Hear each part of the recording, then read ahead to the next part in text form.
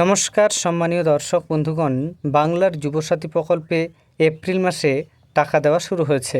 অর্থাৎ দ্বিতীয় কিস্তির টাকা যুবসাথী প্রকল্পে ছাড়া হচ্ছে। পাশাপাশি এখনও পর্যন্ত যারা বাংলার যুবসাথী প্রকল্পে টাকা পায়নি তাদেরকে একটা মেসেজ পাঠানো হচ্ছে। সেই মেসেজে কি বলা রয়েছে সেটাও আপনাদেরকে আমি এই ভিডিওতে প্রমাণসহ দেখাবো। এর আগে অনুরোধ, চ্যানেলে নতুন হয়ে থাকলে ছোট্ট চ্যানেলটি সাবস্ক্রাইব করে নোটিফিকেশান অল করে রাখতে ভুলবেন না। বর্তমানে আপনারা যদি বাংলার যুবসাথী প্রকল্পের এই ওয়েবসাইটে আসেন তাহলে অ্যাপ্লিকেশন স্ট্যাটাস বলে একটা অপশান দেখতে পারবেন। তবে সেখানে কোনো ধরনের স্ট্যাটাস এই মুহূর্তে দেখা যাচ্ছে না।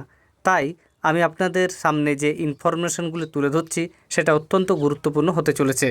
যারা এখনও পর্যন্ত যুবসাথী প্রকল্পের টাকা পায়নি তাদের কি ধরনের মেসেজ পাঠানো হচ্ছে আপনারা সরাসরি দেখুন। অনস্ক্রিন দেখতে পাচ্ছেন এই মেসেজটি। এখানে লেখা রয়েছে, সরি, পেমেন্ট অফ রেস 1500 paid to your bank account number has failed. Please contact the concerned office bank branch with updated bank details WBIFMS।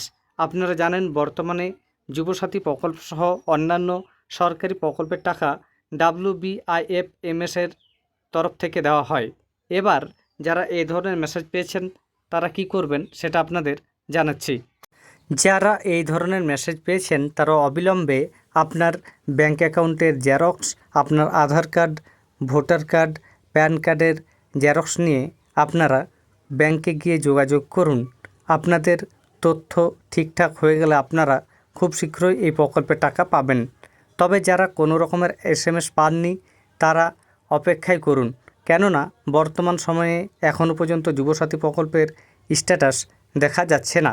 এছাড়া এপ্রিল মাসে দ্বিতীয় কিস্তি টাকা দেওয়া যে শুরু হয়েছে সেই প্রমাণটি আপনারা স্ক্রিনে দেখুন।